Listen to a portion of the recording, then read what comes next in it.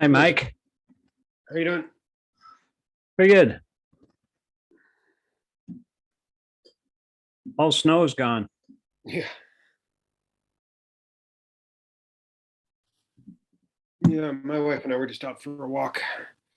Yeah, I took a walk too. I got to exercise more. I just sit on my butt and read all day.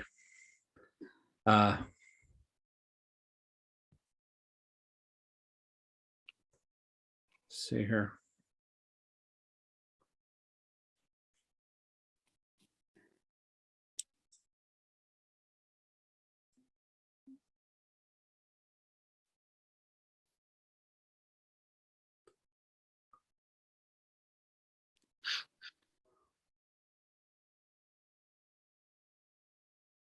I just sold an entire set of Chaitanya Charitamrita, Nice.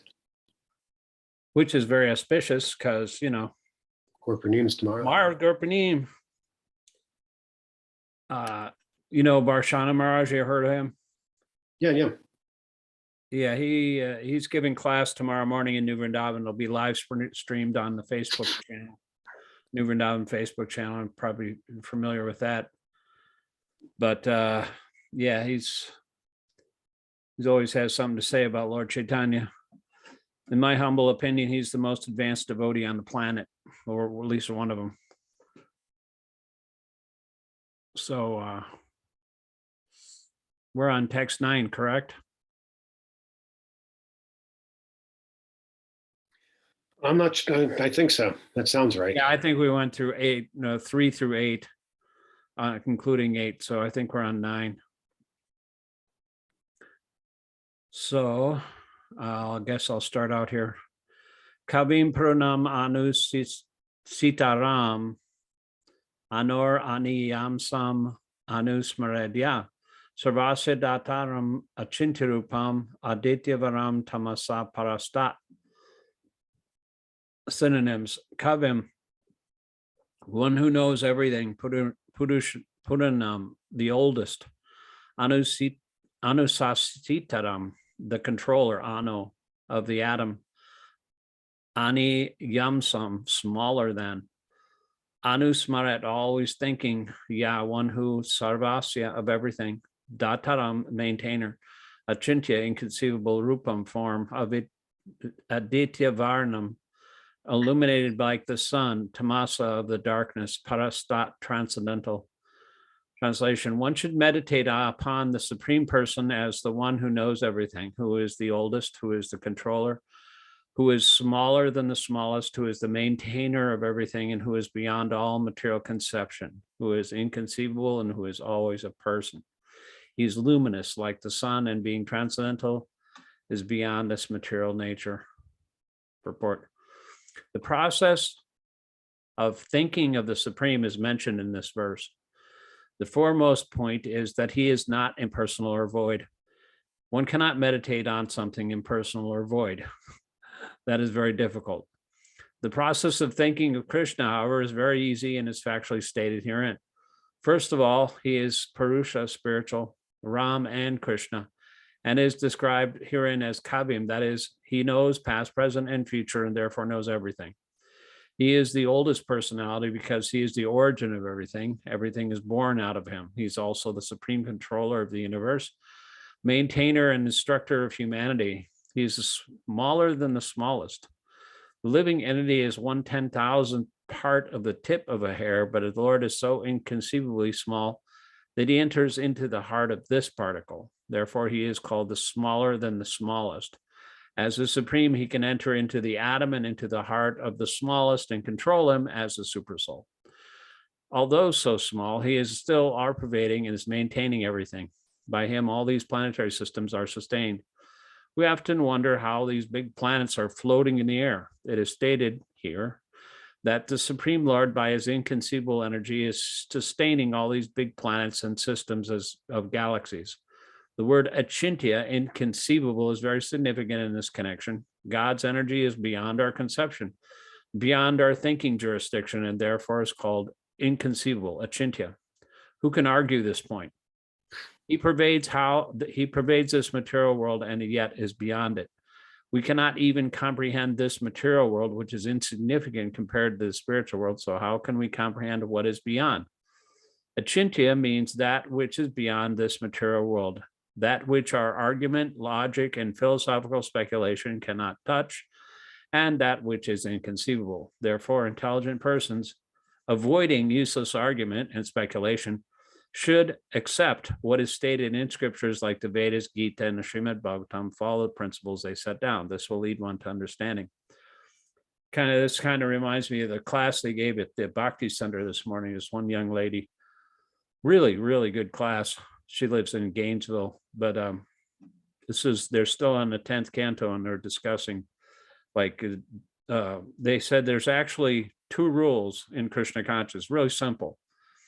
But actually, it just boils down to 1 rule. There's a for and there's against. There's one should always remember Krishna, and one should never forget him. So you do everything. All the rules and regulations are boiled down to that. But it's actually only 1 rule, because if you're not forgetting Krishna, then you're remembering him. If you're remembering Krishna, then you're not forgetting him. So it's just 1 rule.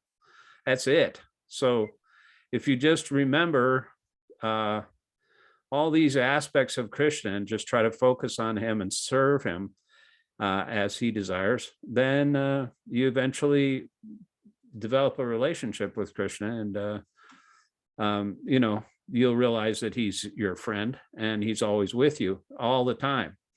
And so we have, he never forgets us, ever. So that's part of his mercy. And so we should reciprocate, and we have a duty to actually explain Krishna to others, because if you don't, like if somebody asks you a question, I just read this in the Chaitanya Bhagavat the other day, yesterday, I think. If someone asks a person who knows Krishna, and that person doesn't explain it, then he loses all his pious credits. It's like a pot that has a crack in it. All the pious credits just run out of that pot. So we have a duty, to whom much is given, much is required. So if we're in a situation where we can explain this knowledge, then for Krishna's pleasure, because he's ordered us to. Lord Chaitanya said, you be guru and explain to everything, try to liberate everyone in this land. And so that way we can do what Krishna wants us to do, and then we'll always be in harmony with his will, and he'll appreciate it, because no one is more dear to him than one who explains this knowledge. So you can read this verse 10 here, I think. Oh my God, there it is. This computer is running really slow. There it is. Go ahead. Sure. Text 10. Prayana kale manash sachalena akjayukto yoga balena chayava vormaye pranam avashye samyak satam param parusham upati divyam. Synonyms. Prayana kale, at the time of death. Manasa, by the mind. Achalena, without being deviated. Bhaktya, in full devotion. Yukta, engaged. Yoga balena, by the power of mystic yoga. Cha, also. Eva, certainly. Bruvo, between the 2 eyebrows. Madhye, in. Pranam, the life air. Aveshya, establishing. Samyak, completely. Sa, he, tam, that. Param, transcendental. Purusham, personality of Godhead. Upaiti, achieves. Divyam, in the spiritual kingdom. Translation. One who, at the time of death, fixes his life air between the eyebrows, and in full devotion engages himself in remembering the Supreme Lord, will certainly attain to the Supreme Personality of Godhead. Purport. In this verse, it is clearly stated that at the time of death, the mind must be fixed in devotion on the Supreme Godhead. For those practiced in yoga, it is recommended that they raise the life force between the eyebrows. But for a pure devotee who does not practice such yoga, the mind should always be engaged in Krishna consciousness, so that at death he can remember the Supreme by his grace.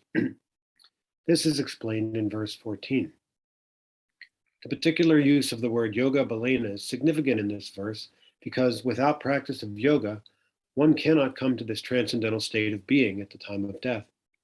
One cannot suddenly remember the Supreme Lord at death unless he is practiced in some yoga system, especially the system of Bhakti Yoga. Since one's mind at death is very disturbed, one should practice transcendence through yoga during one's life.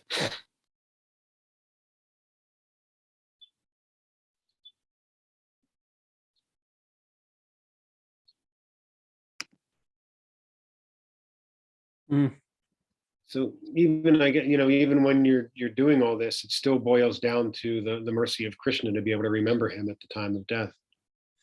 That's correct. That's what it says. Of course, Krishna is even in our unconscious. I just think of somebody like, what is that Brahmana's name, that fell down and then he chanted his son's name, Ajamil. Yeah. Yeah, I mean, that's an example of extreme mercy, Of course, he chanted offenselessly, and because he wasn't really, even though he was inattentive, it was namabas, they call it nambas. He wasn't really calling for Krishna, yet out of his distress, because he was dying, he called for his son, and he wasn't chanting inoffensively, but he also remembered, because of his previous practice as a Brahmana, he remembered the name of Narayan. That's why all these Indian families always name their kids, and all devotees name their kids Narayan or whatever. And that way that they can, be reminded of the holy name. And so the name is really, really powerful. And Krishna's mercy is really powerful. And the Yamadutas stopped the Vishnudutas stopped the Yamadutas from grabbing his soul and drag him to hell. So, hopefully we'll be able to remember something at the time of death and chant, like when I'm driving and there's a devotee in the car, if there's some kind of like obstruction in the road, or if the car veers to the left or the right, all these devotees that I've ever been with, I'll go say, Krishna, Krishna, like that, So it's like actually, George Harrison said that one time, I think there was a famous British actor, I can't remember his name. I think he was in Pink Panther. What was the guy in Pink Panther? Peter Sellers. Yeah, Peter Sellers. He was in an airplane and he chanted that when the airplane was like undergoing some dipping down. Yeah. So that's it's natural, when you practice chanting your whole life, and then at the time of death, it's like calling for your mother or your father, it's just like an automatic reaction, because that's Krishna's our only shelter, like Volodymyr Zelensky was telling Congress today, World War II might have already begun. I don't care. I don't really care, even if it comes, it's horrible, but what can you do? Chant Hare Krishna. That's it. Right? I mean, why should it be all freaked out about it?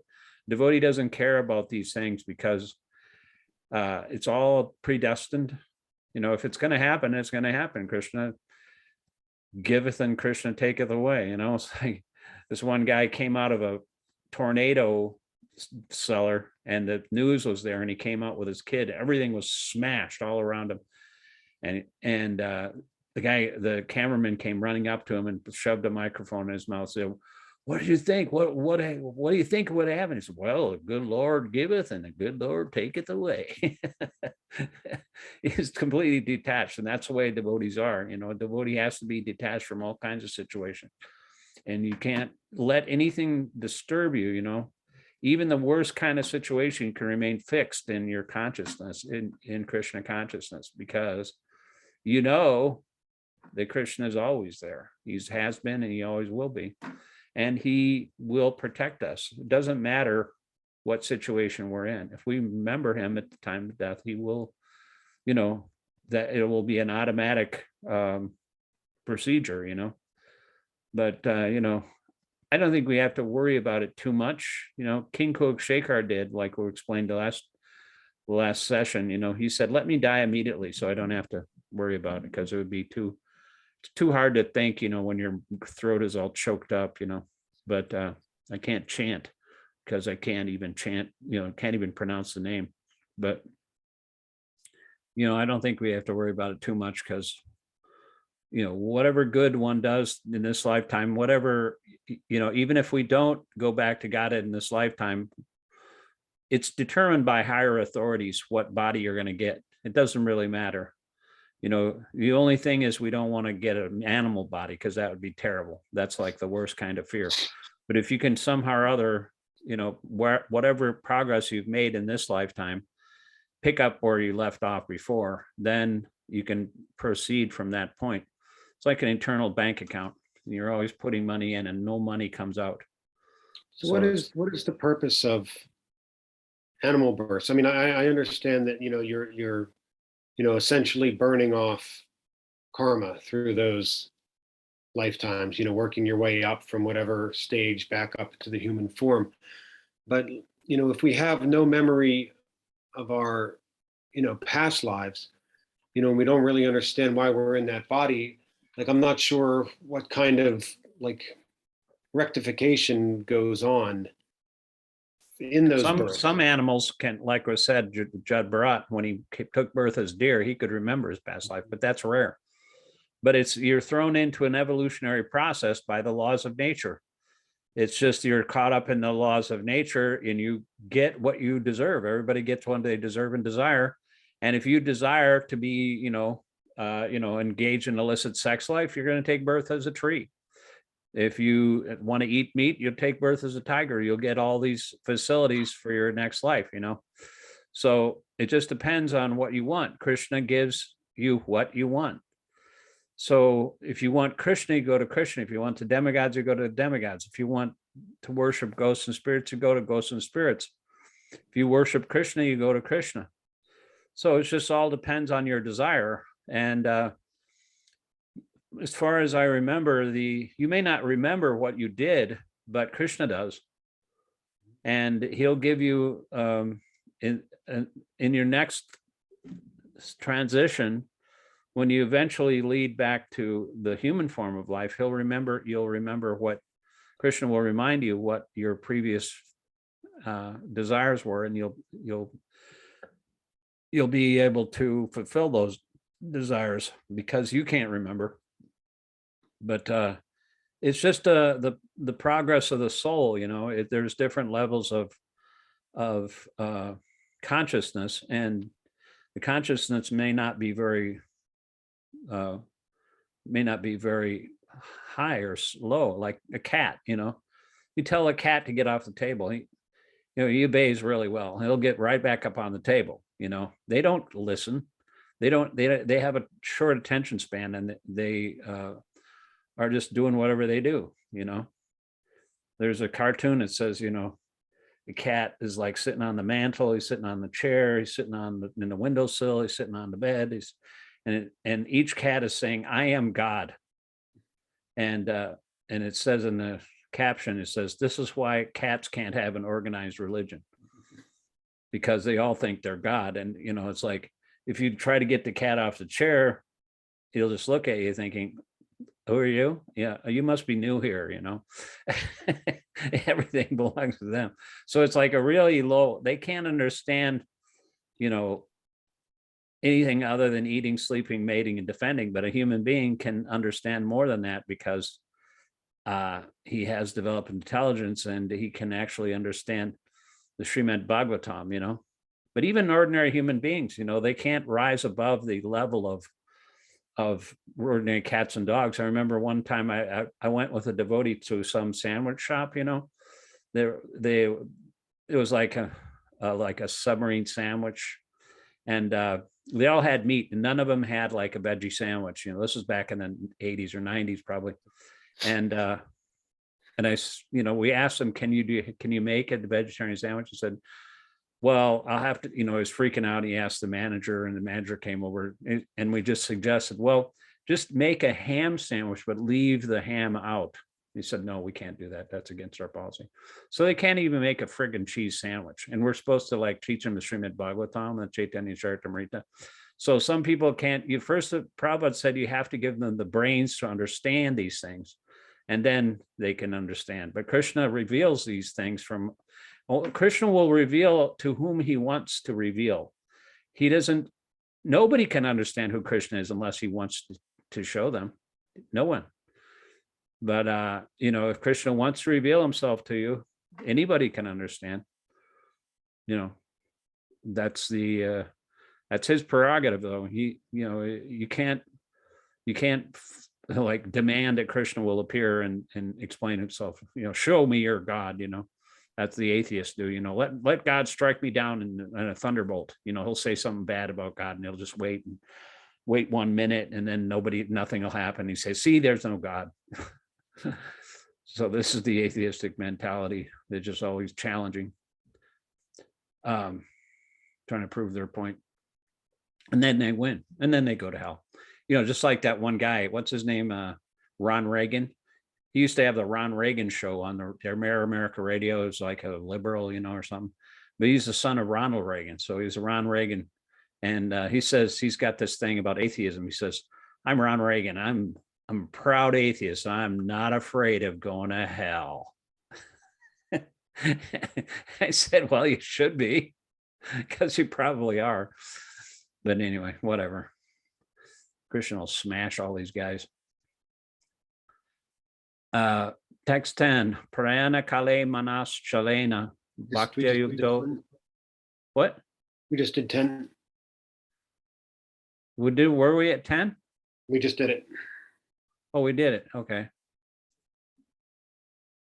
Oh, shoot. Okay, let me look. Now it won't let me go. It's saying 11 now. From one to another. Okay, there it is. Text 11. It won't let me go forward unless I put the number in.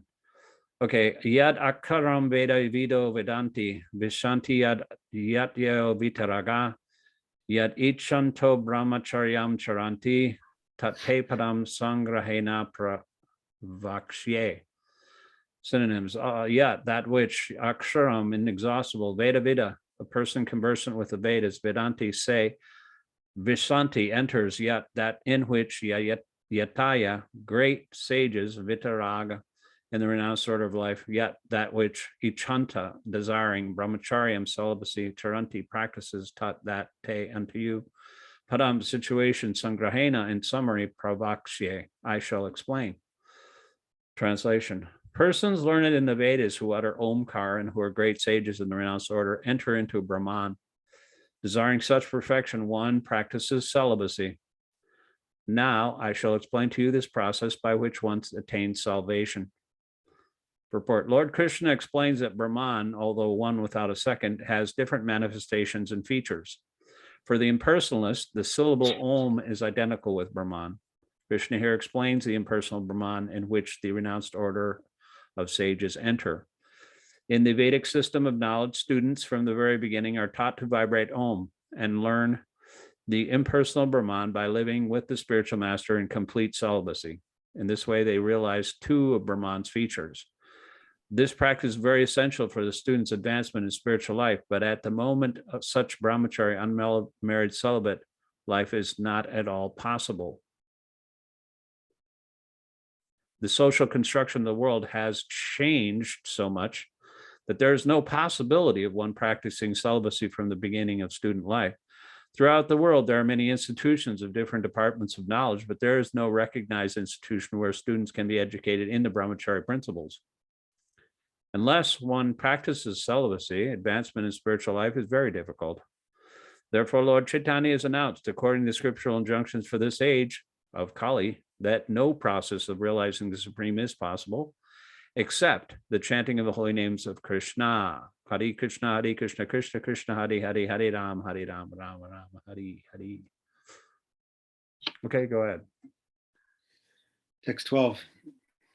Sarva Dvarani Samyama Mano Hurdi Nirjacha Murdni Ad Hayatmana Pranam, Astito Yoga Dharanam.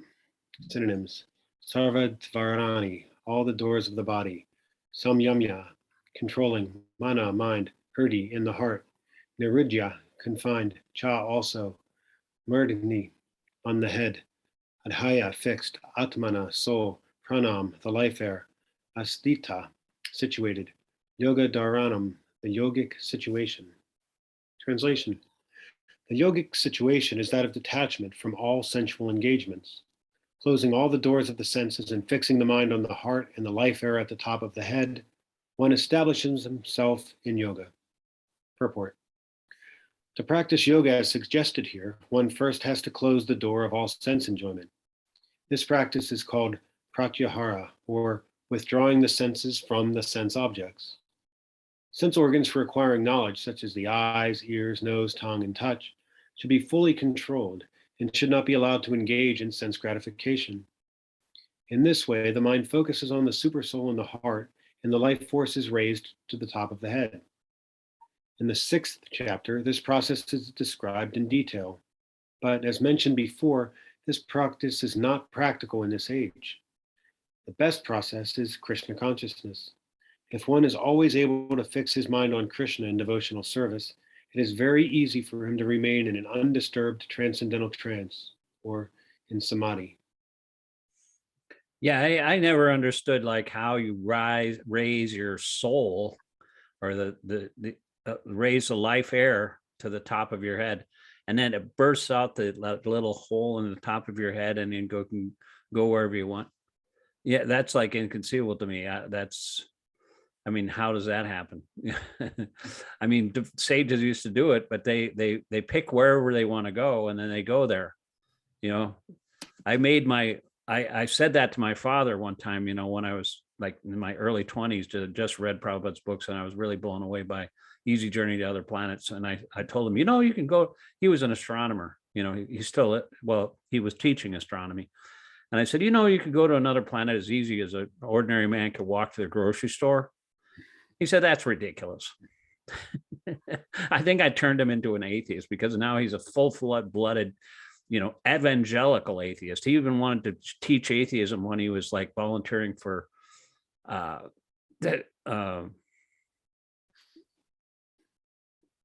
what's that thing where is, you know, the last part, hospice. He was volunteering for hospice. He started preaching atheism. It's like the most inappropriate place of all. It's like pathetic. Oh my God. And that's my fault, I think, because I was just a neophyte and I didn't know how to talk to him. He was actually, he actually was a Christian in his early college years, you know. And when I was growing up, they used to sing the Doxology. You ever heard of the Doxology? It's a prayer that the Christians sing before eating. You know, praise be from whom all blessings flow, praise he all creatures here below, praise he above the heavenly host, praise Father, Son, and Holy Ghost, amen. We sing that every day before eating dinner, and it was nice. But you know, we're a little embarrassed because we're kids, you know, but you know, it's like acknowledgement of the Supreme before you eat, thanking God for your, you know, whatever you're getting, you know, it's all provided by him. A little bit of recognition, but you know, then he became like a liberal, and you know, and then I mean, that's good too, you know, as long as you don't become an atheist, I think. But I think it's my fault. Hopefully, if I become a devotee, if I ever do, you know, a pure devotee, then you're supposed to be able to liberate all of your family and forward and backward for like 7 generations. So that's what Hiranyakashipu, Prahlad did for Hiranyakashipu. So that's his only hope, because you can't talk to like people like that. You can't. There's no way. Okay. Where are we on 13? 15.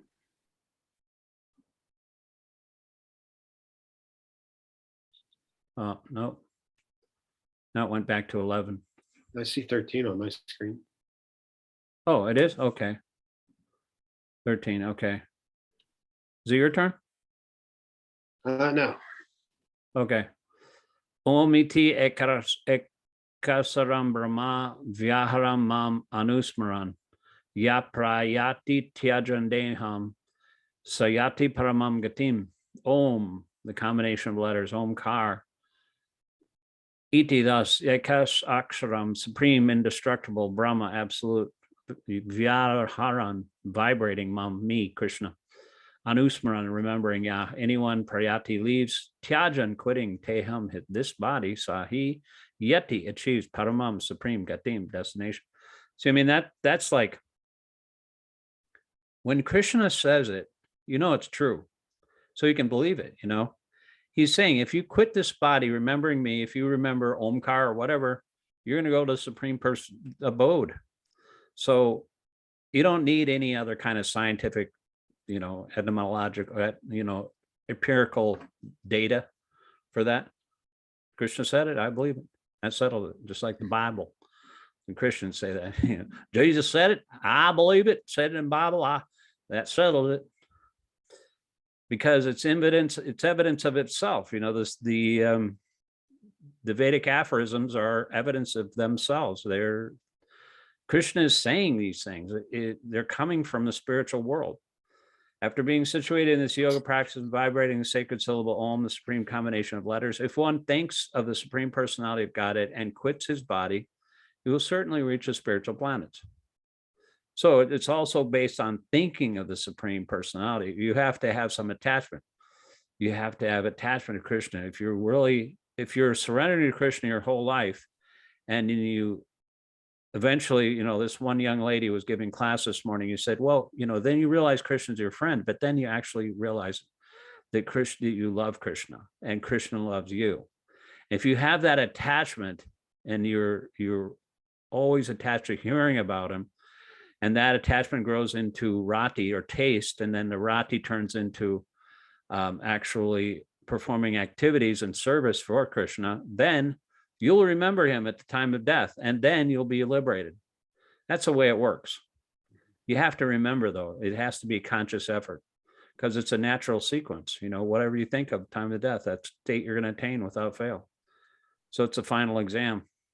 Purport: it is clearly stated here that Om, Brahman, and Lord Krishna are not different. The impersonal sound of Krishna is Om, but the sound Hare Krishna contains Om. It's clearly recommended in this age that if one quits his body at the end of life, chanting the Maha Mantra, Hare Krishna, he will reach the spiritual planets. Similarly, those who are devotees of Krishna enter the Krishna planet or Goloka Vrindavan, whereas the impersonalists remain in the Brahma-jyoti. The personalists also enter many innumerable planets in this spiritual sky known as Vaikunthas. So Krishna's planet is the supreme planet. That's Goloka Vrindavan. It's not different from Gokul Vrindavan. And Krishna, nobody knows that Krishna is God there. They're all just love Krishna. That they don't think he's God. They just think he's the most beautiful, wonderful young boy. Okay, go ahead. Sure. Okay, text 14. Ananya cheta satatam yomam smarati nitasya tasyaham sulabha partha nijayuktasya yogina. Synonyms: Ananya cheta, without deviation; satatam, always; ya, anyone; mam, me, Krishna; smarati, remembers; nityasya, regularly; tasya, to him; aham, I am; sulabha, very easy to achieve; partha, O son of Prtha; nitya, regularly; yuktasya, engaged; yogina, of the devotee. Translation: for one who remembers me without deviation, I am easy to obtain, O son of Prtha, because his constant engagement in devotional service. Purport: in this verse, the bhakti yoga of the unalloyed devotees of the Supreme Godhead is described. The preceding verses mention 4 different kinds of devotees: the distressed, the inquisitive, those who seek material gain, and the speculative philosophers. Different processes of liberation from material entanglement have also been described: karma yoga, jnana yoga, hatha yoga. But here, bhakti yoga, without any mixture of these is mentioned. In Bhakti Yoga, the devotees desire nothing but Krishna. The pure Bhakti devotee does not desire promotion to the heavenly planets, nor does he seek salvation or liberation from material entanglement. The pure devotee does not desire anything. In the Chaitanya Charitamrita, the pure devotee is called Nishkama, which means he has no desire for self-interest. Perfect peace belongs to him alone, not to those who strive for personal gain. The pure devotee only wants to please the Supreme Lord, and so the Lord says that for anyone who is unflinchingly devoted to him, he is easy to attain. The devotee can render service to any of the transcendental forms of the Supreme Lord, and he meets with none of the problems that plague the practitioners of other yogas. Bhakti Yoga is very simple and pure and easy to perform. One can begin by simply chanting Hare Krishna. Krishna is very merciful to those who engage in his service, and he helps in various ways that devotee who is fully surrendered to him so he can understand him as he is. The Lord gives such a devotee sufficient intelligence so that ultimately the devotee can attain him in his spiritual kingdom. The special qualification of the pure devotee is that he is always thinking of Krishna without considering the time or place. There should be no impediments. He should be able to carry out his service anywhere and at any time. Some say that the devotee should remain in holy places like Vrindavan or some holy town where the Lord lived, but a pure devotee can live anywhere and create the atmosphere of Vrindavan by his devotional service. It was Sri Advaita who told Chaitanya, "Wherever you are, O Lord, there is Vrindavan." A pure devotee constantly remembers Krishna and meditates upon him. These are qualifications of the pure devotee for whom the Lord is most easily attainable. Bhakti Yoga is the system that the Gita recommends above all others. Generally, the Bhakti Yogas are engaged in 5 different ways. 1. Santa Bhakti, engaged in devotional service and neutrality. 2. Dasya Bhakta, engaged in devotional service as a servant. 3. Sakya Bhakta, engaged as a friend. 4. Vatsalya Bhakta, engaged as parent. And 5. Madhurya Bhakta, engaged as conjugal lover of the Supreme Lord. In any of these ways, the pure devotee is always constantly engaged in the transcendental loving service of the Supreme Lord and cannot forget the Supreme Lord, so for him, the Lord is easily attained. A pure devotee cannot forget the Supreme Lord for a moment, and similarly, the Supreme Lord cannot forget his pure devotee for a moment. This is the great blessing of the Krishna conscious process of chanting the Mahamantra, Hare Krishna. Yeah, that first paragraph, when they were talking about a pure devotee doesn't desire anything, that's like the essence of renunciation. You know, when you're not desiring anything for your personal sense gratification and you desire everything for Krishna's satisfaction, that's the perfection of renunciation. And it says, you know, like in the 16th chapter describes the demons, they have so many desires. They're always in anxiety. They can never have peace. But a pure devotee can have peace because he doesn't have any desires. Just like, you know, I think there's some kind of saying, you know, even the karmis have the saying, like, if you're satisfied with what you have, then you'll be peaceful, right? Or something like that. You'll be happy. You know, if you're happy with what you have, you don't strive for more. Just like Prahlad Maharaj said the same thing. He said, you want to be happy, just stop trying to be happy. Stop trying to do this, what Prahlad called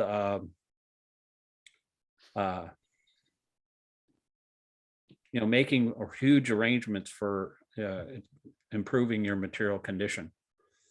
I can't remember the Sanskrit word, but Prahlad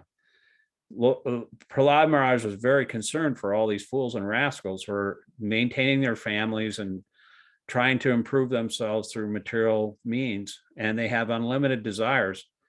But Prahlad was simply satisfied by glorifying Krishna, but he was concerned for the poor fools and rascals because he knows that without Krishna's lotus feet, no one can be happy. So he wants to bring them back to shelter at Krishna's lotus feet. That's Prahlad Maharaj. And he was 5 years old. So he's a lot smarter than a lot of people in this world. You know, at least he's thinking of others, you know. Other people are like complete demons and they're like destroying everything. Anyway, it is 6:39. So we're on 14 now. Next Friday we'll be on 15, and then happy Gaur Purnim. Check out if you want the program, check out Varshana Maharaj tomorrow morning, it'll be on there all day. If you're working, it'll be on the website. And it's also on the Varshana Swami's official YouTube page.